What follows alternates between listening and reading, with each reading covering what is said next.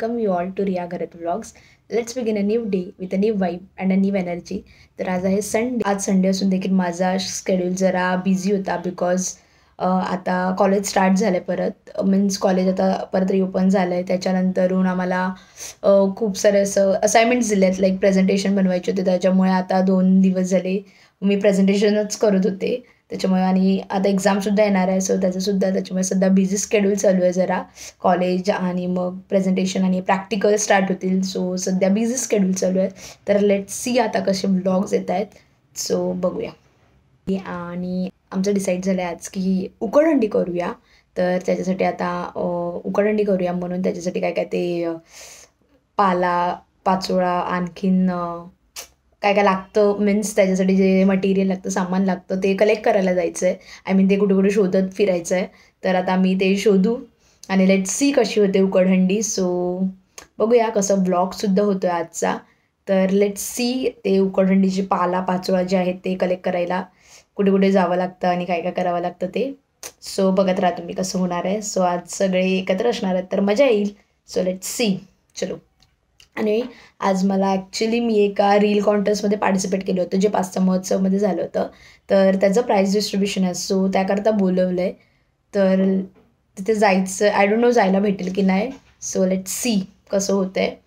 तर बघूया. तर जसं की मी म्हणाले आम्हाला पालापाचोळ्याची गरज आहे, सो म्हणून आम्ही इकडे आलो आहे की आम्हाला ज्या झाडाचं हवं आहे त्या झाडाचा पालापाचोळा भेटतो की नाही आणि तो झाड इथे अवेलेबल आहे की नाही, बिकॉज ते एका स्पेसिफिक ट्रीचं हवं असतं ना, त्यामुळेच आम्ही इथे शोधतो. तर फायनली आम्हाला तो झाड भेटला आहे आणि आम्ही कट करायला देखील स्टार्ट केलं होतं. तर एवढूशाने काम तर होणार नव्हतं बिकॉज आम्हाला जास्त लागणार होतं, म्हणून पहिलेच थोडं जास्तच कट करतो आहे सो दॅट नंतर कमी पडायला नको. आणि इथे लाकडंसुद्धा रेडी आहेत चूल पेटवण्याकरता. तर हे आहे केळीचं पान आणि काही भाजीपालासुद्धा रेडी ठेवलं होतं जे लागणार आहे. तर वालाच्या शेंगा, परत तुरीच्या शेंगा, वांगी, कोणफळ, रताळी, बटाटी या सगळ्यांना आम्ही व्यवस्थित चिरून वॉश करून ठेवलं होतं. आणि आता मॅरिनेट करायला यांना पहिले तर त्याच्यामध्ये टाकलं मीठ, मग ॲड केलं हळद आणि त्यानंतर ॲड केला आम्ही मसाला अकॉर्डिंग टू किती स्पायसी हवं आहे तसं. चिकनला मॅरिनेट करायला पहिले लिंबू पिळून घेतलं, मग मीठ, हळद आणि मसाला आणि चिकनमध्ये हिरवं वाटण तर लागतंच म्हणून हिरवं वाटण देखील घातलं आणि थोडं उरलं होतं म्हणून ह्यात देखील थोडंसं हिरवं वाटण घातलं फॉर द टेस्ट. तर आता हे व्यवस्थित मॅरिनेट करून घ्यायचं आहे. त्यामुळे तेल टाकलं आम्ही, बट तेल ऑप्शनल आहे, कोणी टाकतं कोणी नाही सुद्धा टाकत. तर हे व्यवस्थित मॅरिनेट करून ठेवायचं आहे आपल्याला थोड्या वेळ करता. आणि आम्ही चिकनमध्ये तंदुरी मसालासुद्धा टाकला टेस्ट करता. आणि त्या प्रिपरेशन्स ऑलमोस्ट झालेले आहेत. हे आहेत अंडी, कोणफळ, बटाटी, रताळी, शेंगा आणि हे आहे चिकन. तर हंडा व्यवस्थित वॉश करून घेतलेला आहे आणि त्यानंतर आम्ही त्याच्यावर केळीचं पान ठेवलं त्याच्यामध्ये बिकॉज हे सगळं जळायला नको जास्त हीटमुळे म्हणूनच. आणि सगळ्यात खालती लेअर जी ठेवली होती ती शेंगांची लेअर ठेवली होती आणि त्यावर ॲड केले आम्ही रताळी आणि कोणफळ बटाट्याची जे होतं ते ॲड केलं, ते वरची लेअर होती. आणि मग ॲड केली चिकनची लेअर. व्यवस्थित हे सगळं नीट पॅक करून भरलं आणि मग परत ॲड केली शेंगांची लेअर आणि मग ॲड केली परत कोणफळ बटाटी आणि रताळीची लेअर, मग ॲड केली त्याच्यावरती अंड्यांची लेअर. व्यवस्थित अंडी ठेवली सो दॅट नंतर त्यांना फुटायला नको म्हणून.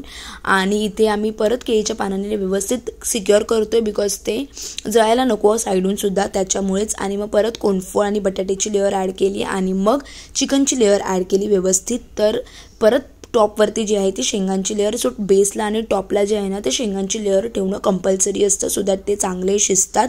आणि मग परत केळीच्या पानांनी त्यांना व्यवस्थित पॅक करून घेतलं, केळीच्या पानाने देखील सुद्धा. आणि आम्ही जो पालापाचोळा कलेक्ट केला होता आणखीन त्याने सुद्धा पॅक केलं एकदम व्यवस्थित. परत केळीचं पान त्याच्यावरती ठेवलं आम्ही. हे बघा असं केळीचं पान परत ठेवलं सो दॅट हे व्यवस्थित बसेल. आणि आम्हाला अपसाईड डाऊन ठेवायचं आहे, टर्न करून ठेवायचं आहे ना, त्यामुळे ते पडायला नको काहीच म्हणून व्यवस्थित. आणि ते एकदम व्यवस्थित बसलं देखील होतं घट्ट.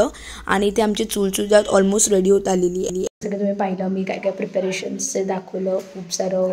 आणि जस्ट करेक्शन, ते उकडहंडी नाही उकडत. आणि उकडहंडी मला बोलते की जसं त्याला उकडहंडी म्हणतात. आणि जे आपलं नॉनव्हेज चिकन टाकून करतात त्याला पोपटी म्हणतात. सो आम्ही बनवतो आहे पोपटी. तर मी जसं की दाखवलं काय काय प्रिपरेशन्स आणि आमचं मॅरिनेशन वगैरे त्या हंड्यामध्ये फुल हंडा भरून गेलं होतं. थोडं राहिलं, आता ते थोडंसं आम्हाला मटेरियल जे होतं ते राहिलं. तर आता ते आम्ही डायरेक्ट असं ते केळीच्या त्याला रॅप करून आणि मग ते असं चुलीवर टाकणार आहेत लास्टला एंडिंगला. तर मी जसं की सो आता आग मीन्स चूल हे करायला लावलं आहे. थोडंसं मी घेतलं आहे ते तसं दाखवलं. तर खूप सारं सामान होतं. वालाच्या शेंगा, तुरीच्या शेंगा, कोनफळ, आणखीन स्वीट पोटॅटो आय मीन रताळा, आणखीन काय होतं, वांगी, आणि काय होतं, हां, आणि बटाटा होता. सो कोनफळ सांगितलं. तर ते सगळं काय काय मॅरिनेट त्याच्यात मी दाखवलं, हळद वगैरे त्याला ही, आणि शेंगा होत्या. तर ते आम्ही असं लेअर आणि एग्स, अंडी होती. तर मी जसं दाखवलं फुल हंडा भरला, तरी आमचं थोडंसं जसं सांगितलं उरलं. आता आम्ही बघतोय म्हणजे चूल पेटवायला लागलं, एकदम प्रॉपर लागतं त्याला, म्हणून मग आणि ऑलमोस्ट 9 वाजत आले आहेत. तर नेक्स्ट डे मंडे आहे. सो ह्यांचं सगळ्यांचं मंडे असतो, तर ते खाऊ नाही शकत, म्हणून फटाफट तर बघू किती वेळात होतं ते. आणि लेट्स सी हा ब्लॉग कसा होतोय. सो बघत राहा. सो ते पोपटी आहे, नॉट उकडंडी. पोपटी ना. तर इथे चूल बऱ्यापैकी आमची पेटली आहे, खूप मेहनत करून, जशी हवी होती तशी. आणि आता आम्ही ते जागा करतो बिकॉज आम्हाला हंड आता ठेवायचं आहे. तर आम्ही व्यवस्थित असं उलटं करून अपसाईड डाऊन ठेवायचं होतं, म्हणून व्यवस्थित ठेवलं आणि ते प्रॉपर एकदम राहिलं देखील होतं. तर त्यांना सगळ्या बाजूंनी एकदम व्यवस्थित हीट लागायला हवी, म्हणून लाकडं किंवा जे काय होतं पालापाचोळा ते आम्ही व्यवस्थित ठेवलं सो दॅट सगळ्या बाजूंनी लागेल, आणि वरून देखील लागायला हवं म्हणून वरती सुद्धा थोडंफार टाकलं. आणि हे आता आमचं थोडं मटेरियल उरलं होतं, त्याला केळीच्या पानात रॅप करून चुलीच्या बाजूला ठेवलं. आणि बोंबील भाजलेले चांगले लागतात म्हणून इथे थोडे बोंबील देखील भाजून घेतले पहिलेच. सो आमची पोपटी फायनली रेडी झाली आणि चुलीवरून व्यवस्थित काढली सुद्धा. तर पहिले अशी स्टीम बाहेर काढून घेतली बिकॉज कधीतरी जास्त स्टीममुळे मटका फुटायचे चान्सेस असतात, म्हणून व्यवस्थित पहिले स्टीम काढून घेतली. आणि थोडं गार झाल्यावर त्यामधलं जे आमचं चिकन, अंडं, परत शेंगा वगैरे होते ते व्यवस्थित हळूहळू काढून घेतले. आणि थोडं पॅक झालं होतं म्हणून निघत नव्हतं, तर कलत्याच्या हेल्पने त्यांना हळूहळू व्यवस्थित काढून घेतलं. आणि ते ऑलमोस्ट आमचं सगळं पोपटी जी आहे ती व्यवस्थित आम्ही काढून घेतली होती. तर चला मग मी पटकन एन्जॉय करते, आणि तुम्हीसुद्धा एन्जॉय करू शकता तुमच्या फॅमिलीसोबत पोपटी बनवून, जसं मी एन्जॉय करते माझ्या फॅमिलीसोबत. सो चला मग खाऊन भेटते ते. तर मी दाखवलं पोपटी. पोपटी कसं झाली, म्हणजे छान झाली होती.